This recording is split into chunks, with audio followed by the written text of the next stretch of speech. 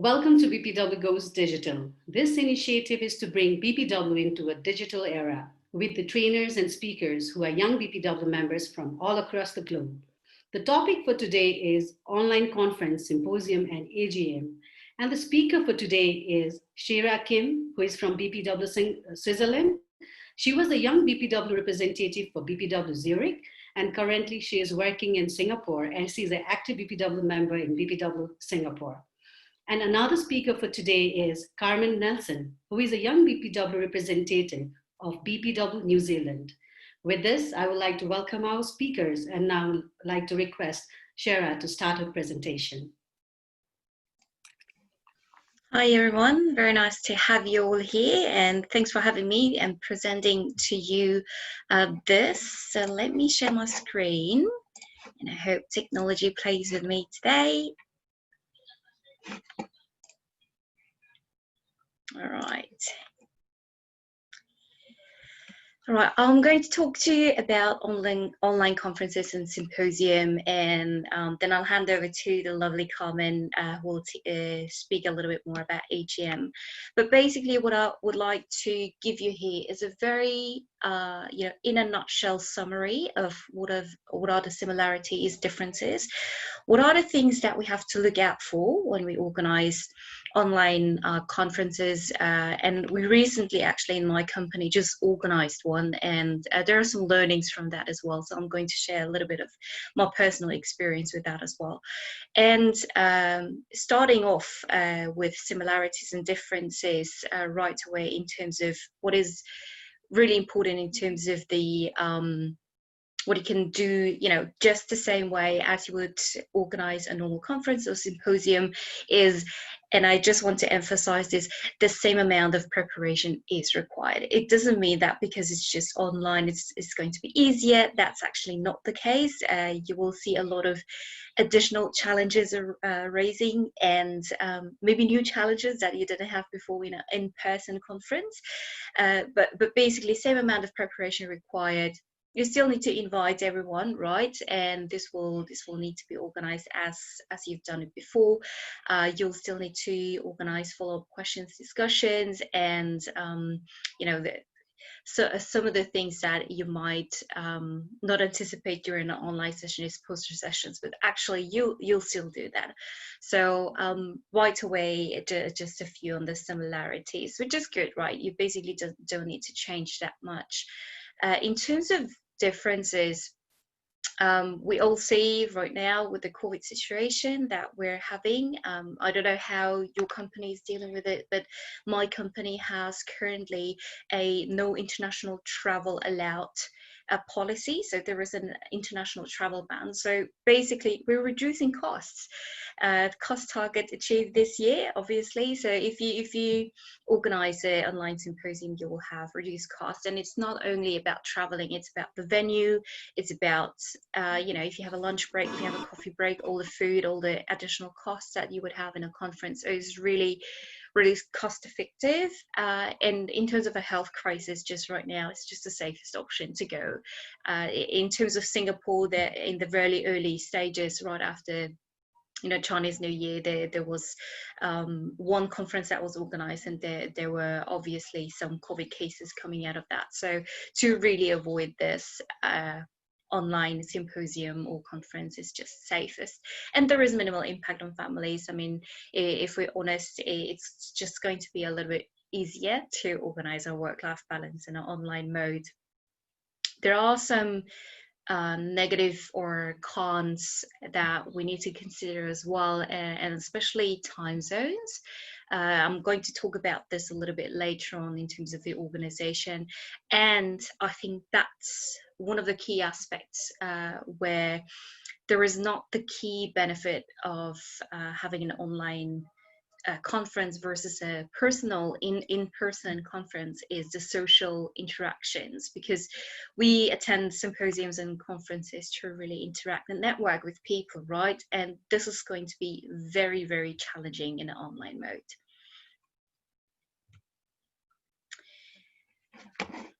Let me just quickly move this. So in terms of maintaining format, I would highly suggest to maintain a similar format as you've done. The only consideration is the time zones. And there is actually, if you go online, there is something called the meeting planner. And you can add all the locations that are attending the conference or symposium, and it will give you actually good suggestions on what kind of time slot you should choose in terms of all the locations participating. And I would suggest that you do that once you have a good idea of already attendees that have registered for the conference or symposium, or you actually already know, based on your speakers or the organizers, what time zones you need to cover. Usually, if you center it around Europe, if it's a global conference, this would be the best time zone to kind of manage it. As you can see, I mean, right now it's actually 8 p.m. for me, and it's a little bit later for New Zealand for Carmen.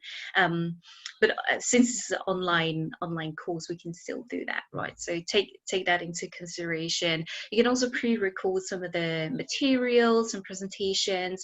You can use it also for a pre-read material, or even follow-up, or during the sessions. So this can really complement your live event. And also, if you have a poster session or even a social media interaction, and just connecting that to the lack of social interactions, that could be a very interesting platform to use, whether it's, you know, the several discussions, polls, or even you can use Twitter, of course, to tweet a little bit about your symposium and make people vocal about recent conclusions within the symposium or conference. You can also choose to have multiple rooms. I'm going to show you an example right afterwards. And this is with respect to breakout sessions. And if you attended several conferences or symposiums before, there are multiple times where you have a speaker or event running in parallel with another discussion. And also in online meetings you can do that. It just needs a little bit more organization, almost the same organization, but just in terms of the technical preparation, and it needs just a little bit more preparation. And what you can consider as well is if you have several people meeting up in one specific location. So let's say we would do a conference between Singapore, New Zealand, and Zurich, and we would know there are several people joining in. You can still create hubs where the attendees can gather in person and then join in virtually with the global setting. That's actually a really good idea in terms of just creating a little bit more, just a nice interaction space for the people in those hubs. So that could be one of the ideas you can follow. When you think about organization, digital skills is just essential. And I think nowadays within, I mean, BPW, the youngs, of course, we're really happy to help. But in terms of the preparation, it's the one thing you want to avoid are technical glitches, and they're somewhat unavoidable. If you're attending a conference, even now in-person conference, how many times you've experienced that, you know, the beamer is not working or the projection is somehow distorted. There are always these technical glitches. So what you want to make sure is that everything that can do to avoid those. So this is part of the preparation. Nominating co-chairs, assigning specific tasks to the organizational committee, really important so that you avoid duplications of, for example, Zoom links or conference IDs and these technical things. What's really important with any symposium is the agenda and to assemble the program and to invite speakers beforehand. You'll still do that with an online symposium or conference. The only thing that you might need to take care of is to train your speakers.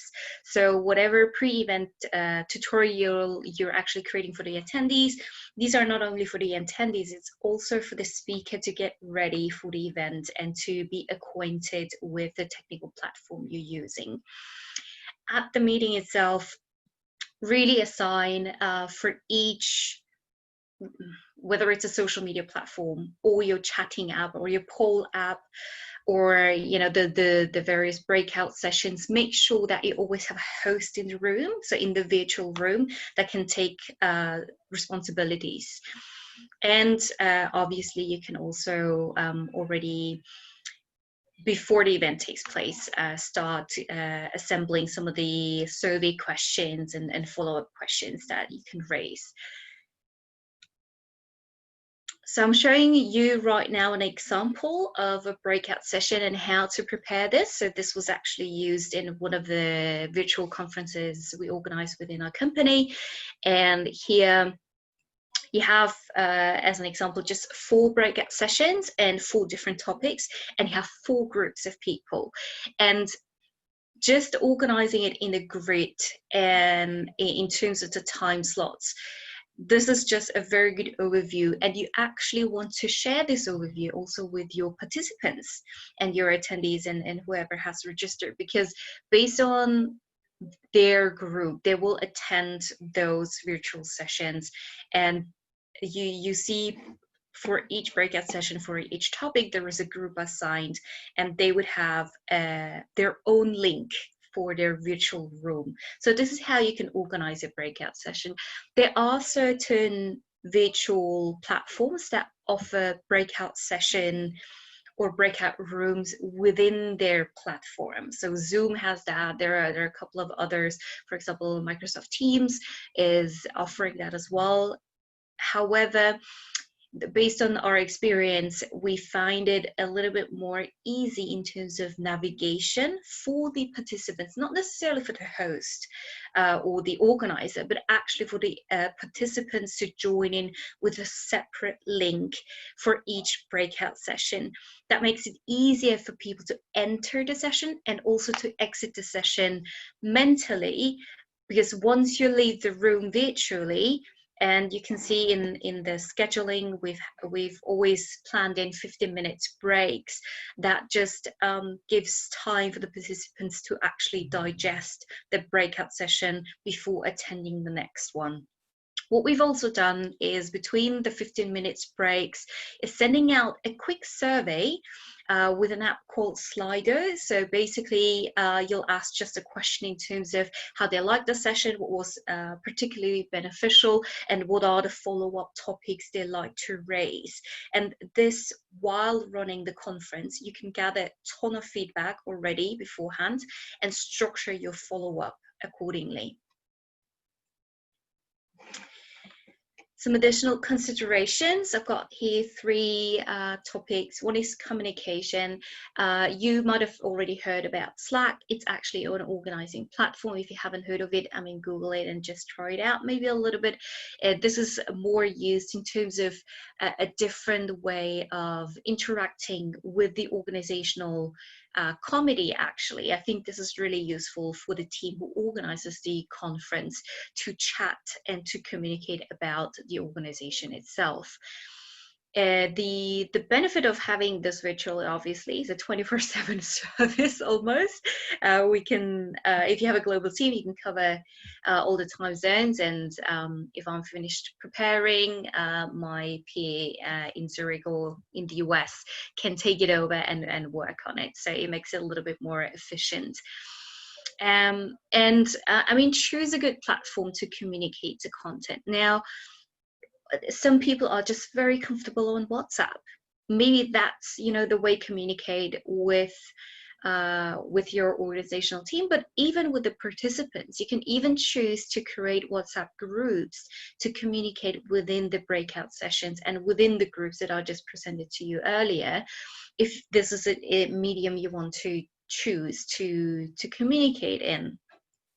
There are also some platforms that actually offer different chat optionalities, and this is where I on the website I will talk a little bit more about that, but there are actually functionalities where people can connect within their own virtual platform and even talk to the other participants of the conference.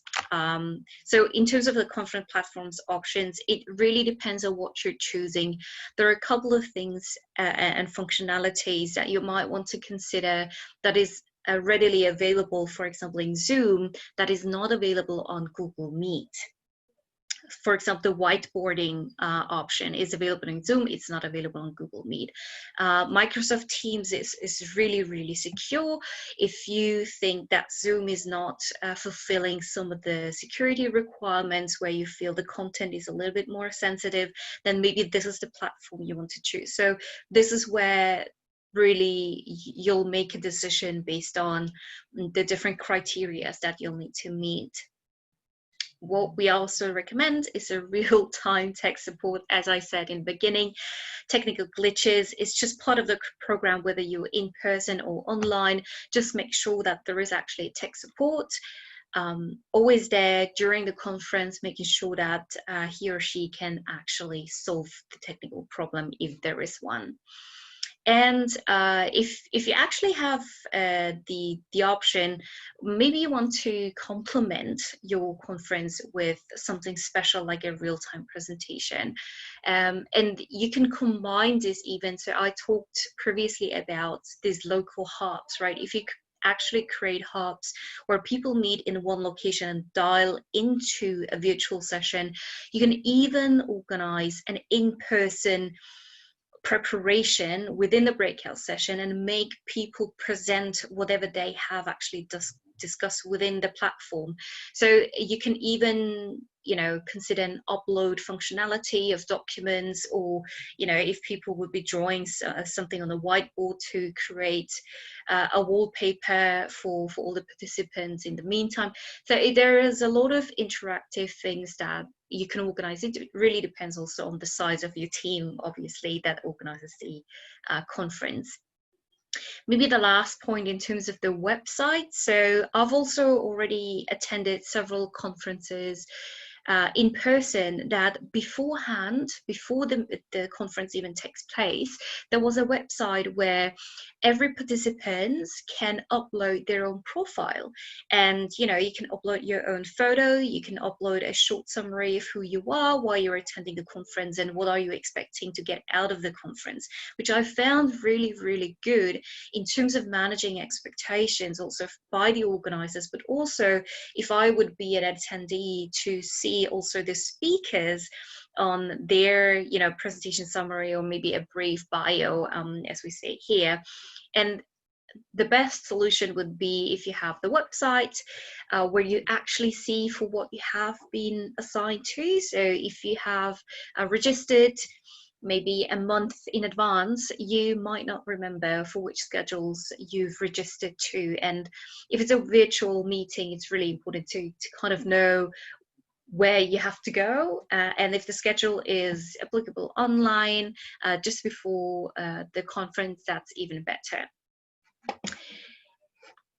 Another thing, advertisements on social media platforms. Obviously, LinkedIn is always a good platform, but also try maybe Instagram or any other. It depends also, of course, of your BPW communication strategy of your affiliate or club, whether you're actually using these social platforms. But try to do that, because conferences are, you know, creating access to also non-BPW members or non-members of your organization if you make it open, right? So try to advertise it on different platforms. Some extras, so chat functions. I would highly recommend, and this was really cool, we had one of the virtual sessions in the conference, we had it on company, we actually had a chat function in one of the sessions where we asked people to post questions for the presenters live. So they would constantly ask questions. There was one person that would actually look after the chat and immediately pass on the questions to the presenter. You can also use Slido, which is the app I mentioned before, where it actually ranks the questions, and you as a participant can also you can vote for questions to be asked during the session, and this will create a little bit more dynamic within the virtual room. The same with the polling function.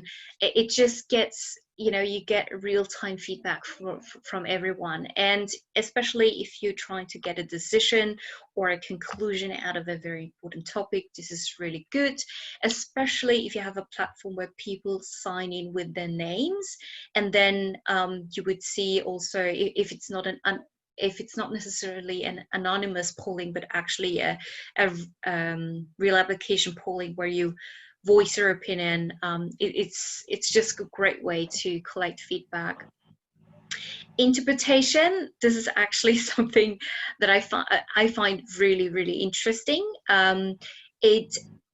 It gives you an option of real-time interpretation. I think when it comes to, you know, data and analytics, this is something that we usually don't use that much, and it could be something that we can dive into a little bit more in future. I think people are still relying on some of the traditional mechanics on you know, using the polling function and just counting how many have responded in a certain way.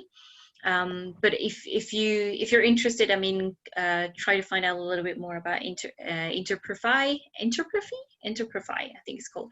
You can take a look what it does. It's pretty interesting if you're into, you know, the data and analytics space.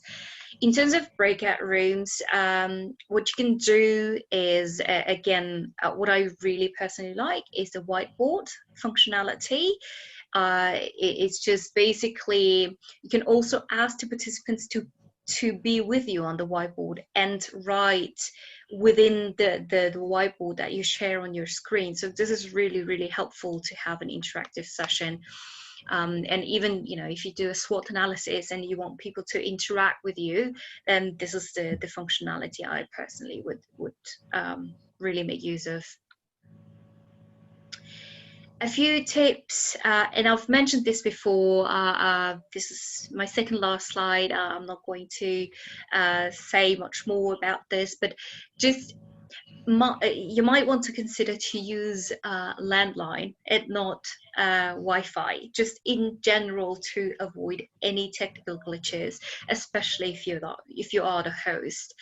And if you have any you know, requirements in terms of, because you do a video session, voice, or you show video, or even play music, needs a little bit more bandwidth. So make sure that you have that bandwidth to present and the connectivity to allow this. As I note here, in terms of the hotel lobby, it's a very typical scenario I ran into on a regular basis when I was traveling, that the hotel lobby did not really provide a high quality Wi-Fi, and if I would have, you know, dialed into a conference call, it wouldn't work. So imagine that you would need additional, you know, audio and video capabilities. Just connect to a landline. That's just the easiest way to avoid any glitches. Pre-event briefing and education, again, it's not only for the participants, it's also for the speakers and for the hosts to get acquainted with the platforms. Definitely do that. Technical support, I've already mentioned. Do a dry run. I mean, if you do a dry run for an in-person conference, you do the same for the virtual one. And you know, by repetition, people get more comfortable. So especially with all the hosts and speakers, highly suggest dry run. And yeah, as we, you know, presented in terms of the various examples, to make it a little bit more interactive. I really like the chat functionality. Maybe I'm a very, you know, fast typing person, but I like the chat functionality and to rank questions, so that it makes it a little bit more interactive. Now, just relevance to Symposia and AGMs, and then I'll hand over to Carmen on the last topic anyway. So Symposia are conferences in shorter durations, which is actually much more preferred in the virtual setting, and especially if you have a global virtual conference where you have to cover several time zones, you might want to consider to have a symposia which is a little bit shorter than, you know, a traditional 8 to 10 hour conference, which can be very, very just lengthy. If you consider doing the local hubs, of course, there you have the social interaction, and you can plan in maybe a social dinner after the virtual conference has taken place. In terms of AGMs, this is very, very business oriented in terms of the format and the content. There are clearly maybe a little bit more in terms of clear organization of how this is done, and I think all the other functions are basically the same, but I'll leave it up for Carmen to talk a little bit more about AGMs. On just one last point on our rationale for BPW. Obviously, with COVID, we have seen how important it is, first of all, to up our games in becoming more digital savvy and to up our skills in online conferencing, whether it's video conferencing or hosting events, that just have to opt to meet virtually. As an example, Singapore has been in a lockdown until now, so no social interaction allowed. Just going online is going to be very natural, and we don't see it going back to a previous normal. It's going to be a new normal. So definitely for BPW to keep the pace and be digital savvy, this is really something that we have to promote, and actually to interact with other clubs. This is going to be a great opportunity, and to have multinational, multicultural experiences within BPW. Although there are certain clubs that do twinning, where they partner up, and obviously they would have the interactions, but this is just a great way to globally connect with everyone, and especially, of course, to attract young BPW into our organization. Thanks for listening. I'd like to hand over to Carmen right away. Thanks, Sheerah. As an example, BPW New Zealand recently held our AGM online. Our conference and AGM is usually a 2-day event held in a local event space, the culmination of a year of planning.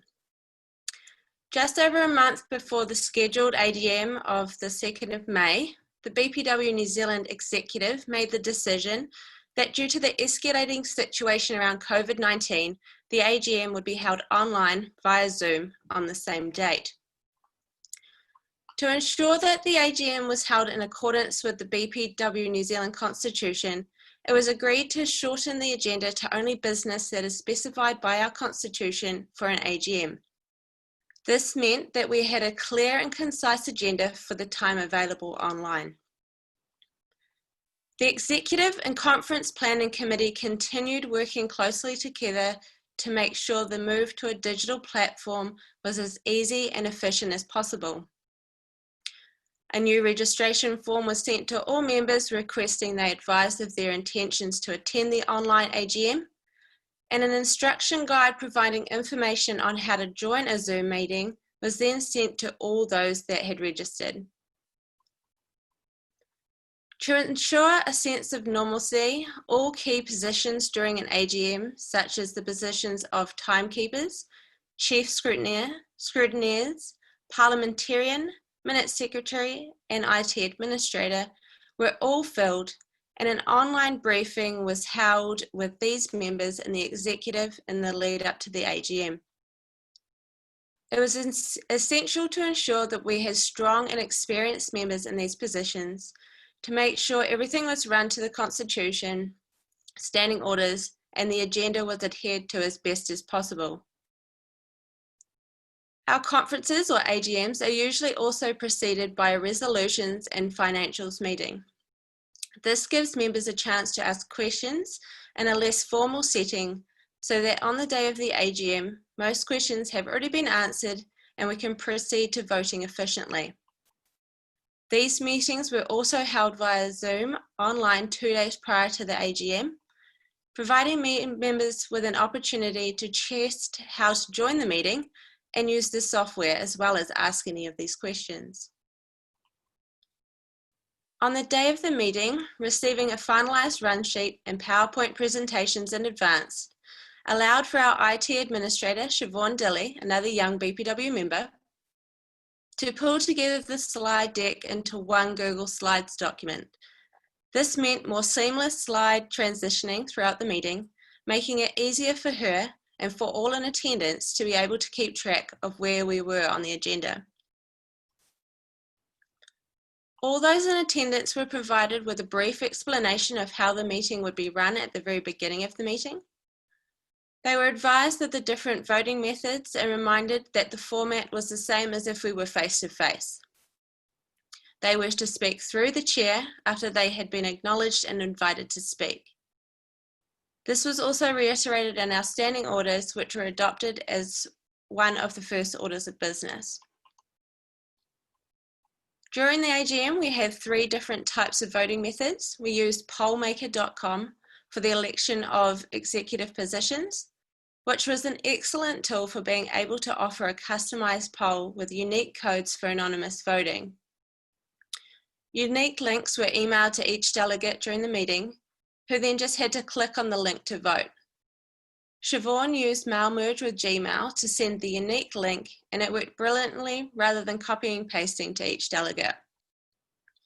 We also used the chat line for voting during the meeting on resolutions, typing a yay, nay, or abstain vote in the chat line, which was overseen and confirmed by the scrutineer. If the scrutineers or resolutions chair requested, we also carried out a roll call vote where the secretary called each delegate to vocally cast their vote. All in all, the online AGM was a great success considering the short space of time we had to pull it all together. We learnt a lot, and with a special general meeting being held in mid-July, also via Zoom, the BPW New Zealand executive will be taking into consideration some of the feedback and insights. For example, we will be providing further training and instructions to our members and attendees on how to use Zoom, including ensuring that they are muted when not talking and how to unmute quickly, the use of headphones for better sound quality and to prevent feedback, joining the meeting early to check AV is working properly, and providing instructions on how to rename themselves by using certain conventions. We will also be providing more information on the roles of delegates, presenters, and how questions and voting will work. We would usually hold a first-timers meeting that was overlooked this year. However, it may be advantageous to do this online prior to the meeting as a reminder of meeting protocols and standing orders. We will make changes around the voting processes for efficiency and transparency. This will include the removal of the chat line, as we unfortunately did have some members who used the chat line for items that did not adhere to proper meeting protocol and were against our standing orders. Timekeeping will be stricter to ensure that the majority of business is completed and allow for adequate break times without running too far over the finish time. After the meeting, we sent a survey monkey to the 48 members who attended the online AGM asking for their feedback. Of those that responded to date, 95% of them agree that as a meeting forum, they would attend another online AGM in the future. Thank you. Okay, thanks to both of our speakers. Brilliant, both of you. Really helpful, I'm sure, for everybody. Yes, I see 1 or 2 clap functions there. Some of you have figured out the clap function in Zoom. Yes, we can do this. Yes, Bessie.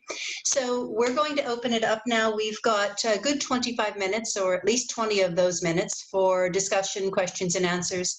We don't want to put our presenters on the spot. They're not necessarily experts, but they've done their research. So questions, yes, and if they can't answer it, and Elima and I can't answer it, anybody else in the room who can answer it, please also jump in. We'll share our knowledge with one another. So if you can use the raise hand function, and if you don't know where that is in Zoom, I will tell you. Click on participants, And then in the bottom right of the window that pops up, you'll see 3 little dots, which is a pop-up menu. And then you'll see raise hand there. And by the way, once you've spoken, click in the same place to lower hand so that we don't think you're still waiting to speak again. So with that, do we have anyone who'd like to be first with a question or a comment? And I'm going to have to be flipping back and forth because we have enough people that were on 2 pages. And maybe Nilima can also help me with this so that we can figure out who's got their hands up first. At the moment, I don't see any raised hands. So I will start us off then. Carmen, would you talked about some challenges and some things you would do differently next time. And Christine, maybe you can also add to this because certainly you were there being elected as president. So were there any other things that you might add that made things a little difficult for people, or that if you had thought about it more, or if this was your second time, you might have done differently? For example, the polling, some need anonymous polling. I've already put something in the chat for that. There are other ways to do it anonymously. You didn't need that function, so you could use the chat. But how did you cope with some of the difficulties on the spot, and what else might you have done differently? If there's anything to add. Yeah. So we will look at the polling functionalities that come with Zoom. That's still definitely a work in progress for us. So if anyone has any other ideas, we're open to them. I think one thing we had was the fact that we have an aging membership. So we do need to make sure that we give some of our older members more information and help and training on how to use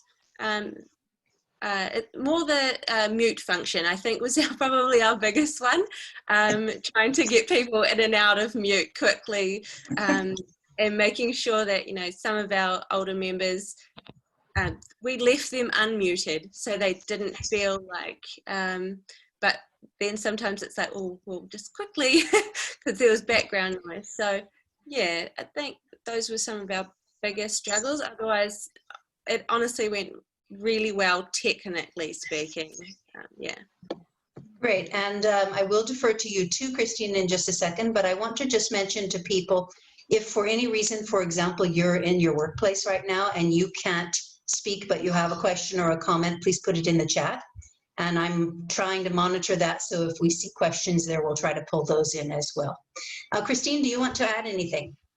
I think the other thing that we found was when we were doing the resolutions, of course, you've got those for and against, and normally we have 2 microphones, 2 sides of the room.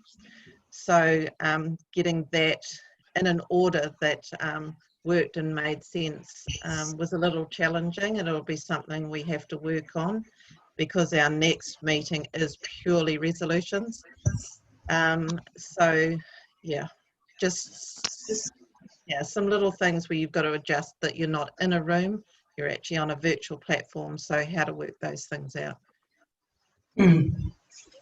So possibly the only thing that comes to my mind immediately, not having given this any thought, is that you could have them indicate beforehand if they would, because they've got the resolutions beforehand and hypothetically everyone's reviewed them, that they could indicate whether they wish to speak, and if so, for or against, and what resolution, and then someone could have the single task of monitoring that and then alternating between the lists. That might be one way. And then you also don't have to worry about the hand raising and who was first and this sort of thing. So because you've got lists and you can just vary between them. That might be similar to what we do in our physical meetings. Okay, so I have someone who says she can't find the raised hand, so I'll review that one more time. If you click on participants, which is at the bottom of your screen, and if you don't see it, just move your mouse or your cursor and it will pop up. And in the bottom right corner of that, it's not any words, it has 3 little dots. That's a pop-up menu. And raise hand is one of the features there.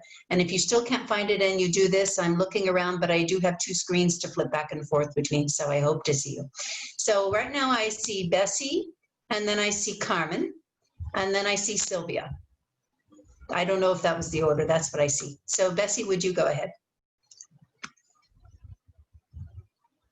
Unmute.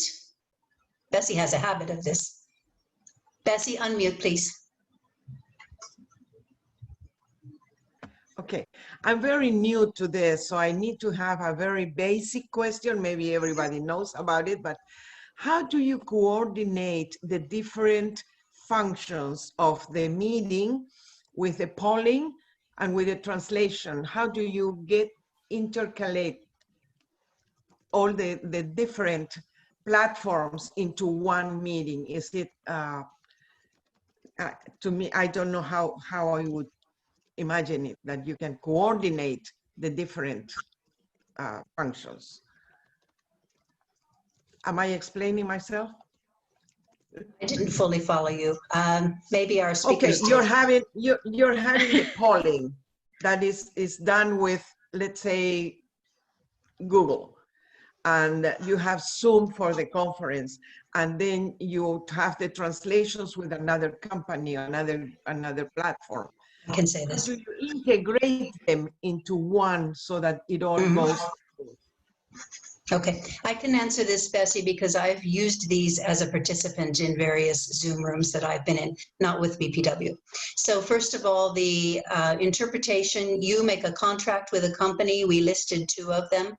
They integrate with the Zoom platform, with WebEx, with all the major platforms, so whichever one you're using. And they will just tell you how to do that so it integrates. And by integrate, what it means is when you're a participant, on the bottom with your other icons, you now have a new one that says language or interpretation, I can't remember which. And when you click that, you've got a pop-up menu for whatever languages your organization is paying for based on the contract. And as a participant, you just click on your language. And the person is speaking in Martian, and whatever, anybody who speaks Martian can listen to that directly. But if not, you click on, you find the language you want. They're technically muted. It won't seem that way to you, but you'll be hearing the interpreter in real time instead, just as we do with the electronic interpretation. But it integrates seamlessly with these platforms. So you just click on language and tell it what language you want, and that's it. It's done. And so there's that function.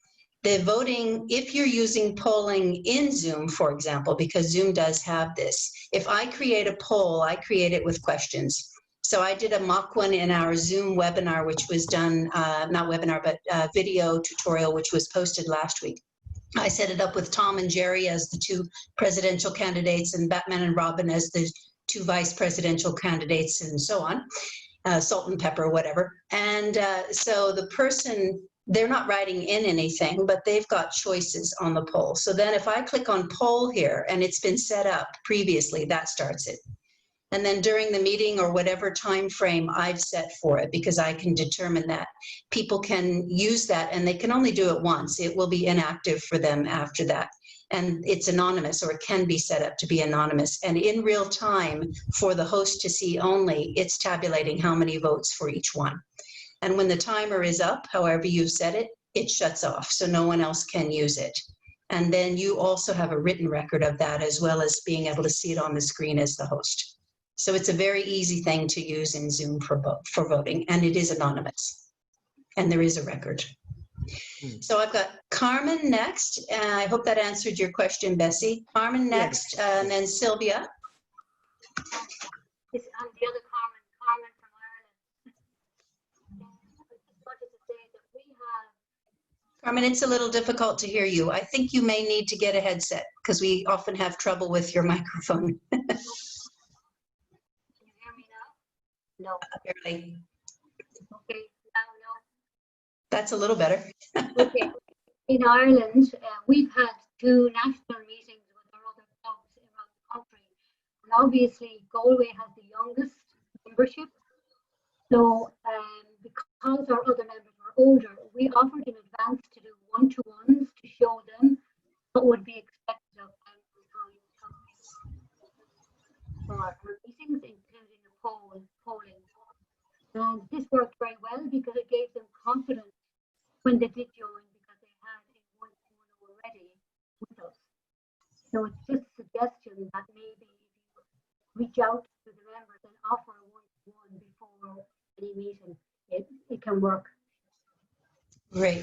Okay, I heard every other word, so I'm going to ask if this is what you're talking about. And then if you could also put it in the chat, that would be really useful. There is some small problem with your microphone, I think. So what I understand is that you are pairing younger with not so young members in order to ensure that they can use the program beforehand, and you're taking them through some kind of mock run or something so that they feel confident in using it at the time of the meeting. Is that more or less what you said? Okay, great. Okay, but if you could put more details about that in the chat, that would be really good. Okay. Thanks. Okay, and Sylvia, please. Hi, good afternoon to all, good morning, but to all my companies, to all my sisters. I would like to place a recommendation for all these kind of meetings. For example, if I have a friend here in Lerida that she's seasonal and she doesn't know how to work with a digital online network like Zoom or whatever, I will invite her to come with me and stay with me at the same time with her computer and stay together in a to attend an AGM for BPW, for example, and remain together. And in this case that she has a problem, I can help her in one special moment. And also, it could be a good opportunity. If we are some members of the same place to stay together to attend an AGM, an important AGM, to have some networking. For example, here in Lerida, we are a lot of members that we are from Lleida, and we can stay all together to attend the meeting from BPW Spain that we have the 7th of July, and we can stay all together to attend the meeting, the AGM from BPW Spain, and we don't have to travel, but we can stay together all together in our place and attend all together the meeting. And it will be like a small networking, local networking to attend a big event. It's like my recommendation. Okay, great. Okay, I have messages coming in from 12 directions, people also sending me on Zoom who are in this meeting, so I'm juggling. Who else would like to make a question, comment, helpful point, resource? Anyone? Concern? Kikula? Kikula, you're muted still. And then Vivian, I have you next, Vivian Chum. Now, can you hear me? I thought that the words elder and aging, etc., were not very kind. Instead, have we thought that these people that we, let's put myself in it as well, perhaps we need to be taught certain new things which we didn't know before. So can we arrange something like this so that we are all on the same page? Well, this is what this series is for, Kikula. So we have live webinars and a lot of video tutorials in order to bring all BPW members fully into the digital age. And with the various videos, if you look on our channel, and we're adding many more we've got in the works, with the various videos, if you already know one, tick. But if you don't know something else and would like to, there it is. And it's being done from a BPW to BPW member perspective. So certainly I would say, look there, first of all. I think we must, because we have a number of members who are not used to the new things, let's say, Zoom and how to handle it, etc., etc. It's quite practical if we are able to teach them a few things, and then I think they can do it themselves. Sure. Quite easy. Sure, and that's what Carmen mentioned, and yeah, Ireland mentioned that, and New Zealand mentioned that, and a number of people have mentioned it. We certainly don't want to just clarify, because this was in the chat as well by other people. I'm not a fan of the word seasoned, just to be clear, Francesca. I don't like that term, but we all have our terms we like and don't like. Realistically, this is not ageist. It just is what it is. There's a generation gap. The younger members may not all be IT experts, but they grew up with it. The middle age or generation members have probably adapted because they started using it in their early 20s, and our older generation, or maybe generation and a half, probably came to it rather late, and so are less comfortable with it, shall we say. So it certainly isn't ageist. We can have people who are not technically inclined at any age, but generally speaking, it is a generational difference, and it's just because technology came in just a certain number of years ago. So yeah, this series and other initiatives we've got in mind are for digital capacity building. And we can approach that from a number of directions, but that's, I think, what we need. And if you're no longer in the workforce, you may not need it as much, but in this brave new world of ours, suddenly we all need it, at least to some degree. So we all need it in every path of the way, I think. In our private lives as well. For sure. Now we do, for sure. Yes, we are open to suggestions. Okay, great. Okay, so I've got Vivian Chum, and then I've got Liz Benham with hands raised. So Vivian? Hi, and I thought this is a great opportunity to tap your knowledge, since you said that you've been organizing various Zoom meetings. So following up on the question of integration, I'm very interested in that, because if I'm hosting a Zoom meeting and then you say if I needed interpretation, the vendor supplying the interpretation services can link up to our Zoom meeting. So I'm just curious, how does the link up happen? Like, you know, adding an icon, you know, so yeah. So it's a feature of Zoom. I haven't been the organizer for it. I've been a participant, so I can only tell you how it works. But it's, I'm sorry, it's not a feature of Zoom, but Zoom is set up for this integration, and WebEx is, and all the major platforms are. So as I understand it, once you have the contract with the interpretation company, and we mentioned 2 in one of Sheerah's slides, and you can see it again on the recording, but there are more than that. These 2 for sure integrate with all the major platforms. Once you've made a contract, because you may need just 1 other language or 12, so you have to make an individual contract with them, and then they will tell you in what part of the Zoom settings that you can put their link or their information. And it's really more or less that simple. Zoom is set up for it. You make the contract, they give you the link, and then you or the host puts it in the appropriate place in the Zoom settings for that particular meeting. Thank you. Sure. I'm still learning too, but I've been using Zoom for my work for a few years now, so that's why I'm more familiar with it. I didn't get thrown into it just in the last few months. But yeah, that's a really interesting feature to me. Okay, I had Liz Benham next. Thank you very much.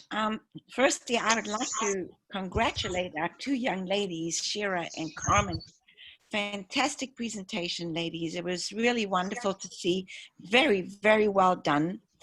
Of course, expected from a business and professional women's member. You both did really well.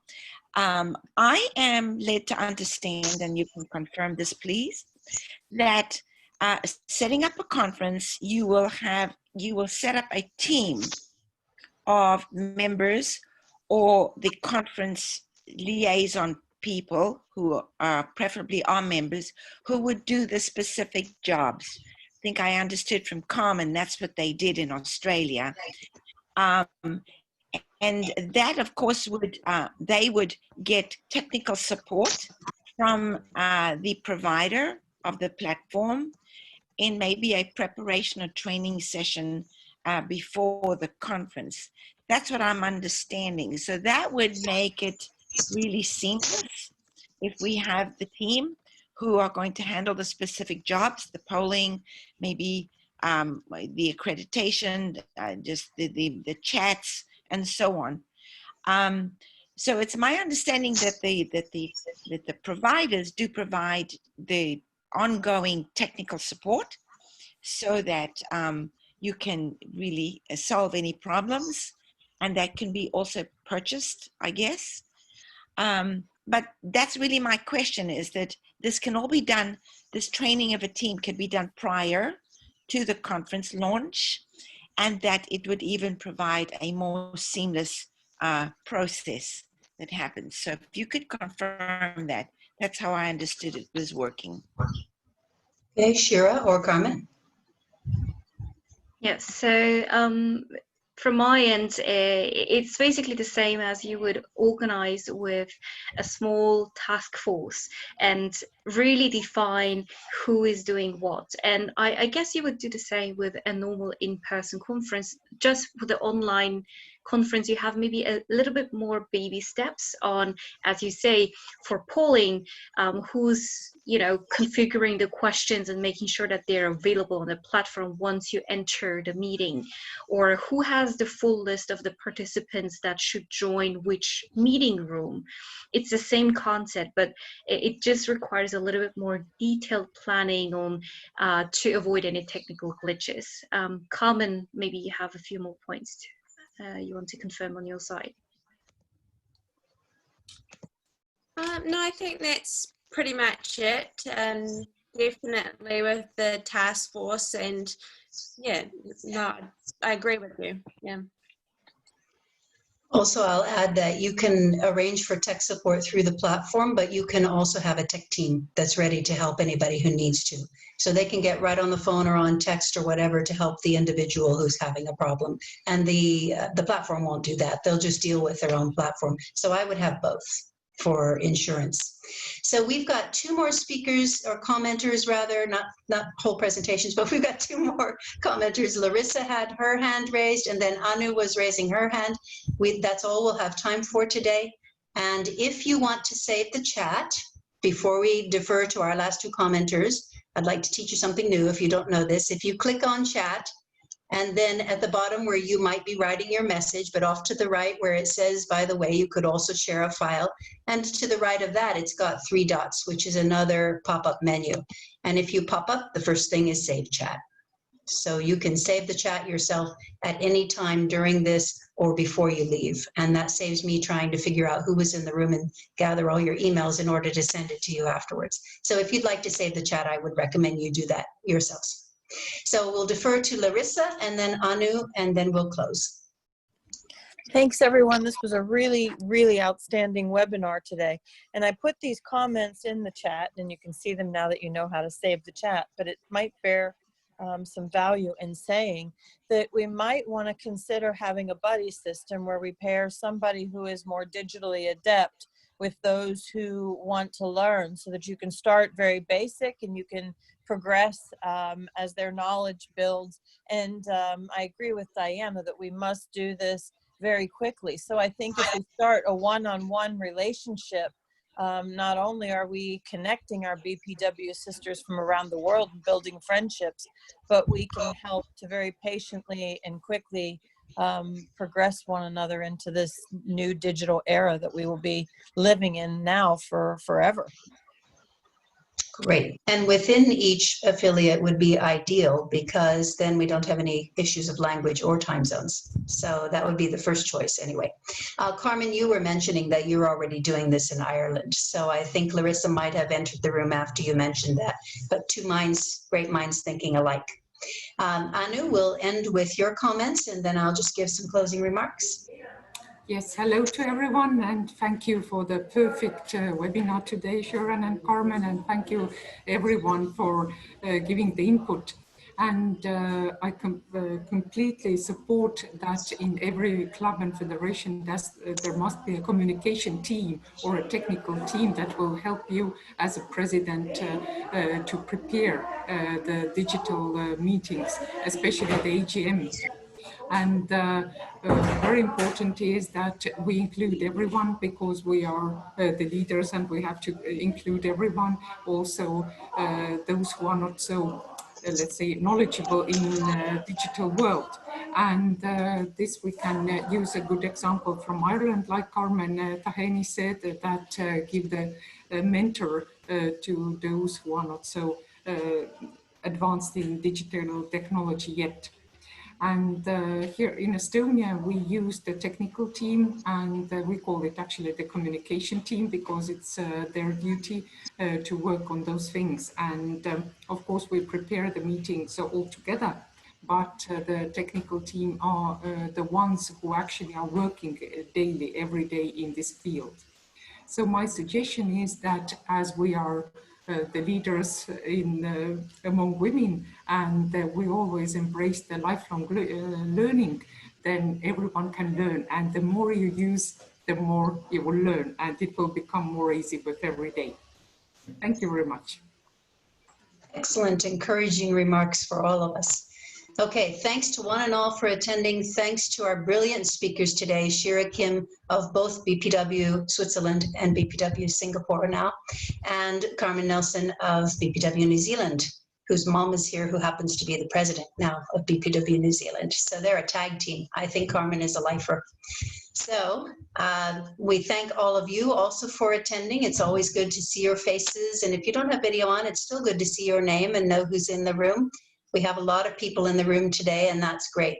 We ask that once this recording is available, which will probably be in the next few hours, it will be posted to our Facebook page where the event page was, my page, on the YouTube channel itself for BPW Goes Digital, so you can find it, the link in several places, and certainly share it with your affiliate and anybody you know in BPW. Let's all help each other in this brave new world. So thanks again to all of you for coming. We have another live webinar next week on social media, so join us then, and we hope to see you again soon. Bye for now.